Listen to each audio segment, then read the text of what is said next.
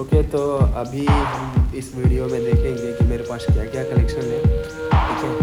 और कुछ एक्सप्लोर वगैरह करेंगे। और मेरा नाम है XYZ एनीस यांग। Whatever you want to say, just say that in the blog. This is called not, this is not actually a blog. Okay, so पहले स्टार्ट करते हैं। मेरा ये ट्राईपॉड से जो मैंने लिया था व्लॉगिंग के लिए, इसमें मैं इंसर्ट करता हूँ अपना फ़ोन इसमें लगाता हूँ। उसके बाद फिर हम बाकी का ब्लॉग कंटिन्यू करेंगे।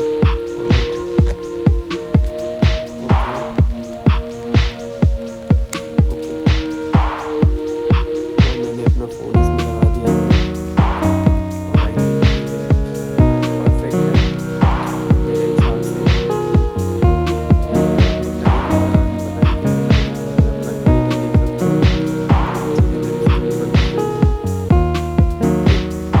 अभी मैं आपको दिखाता हूँ कि मेरे पास कलेक्शन क्या है, ठीक है।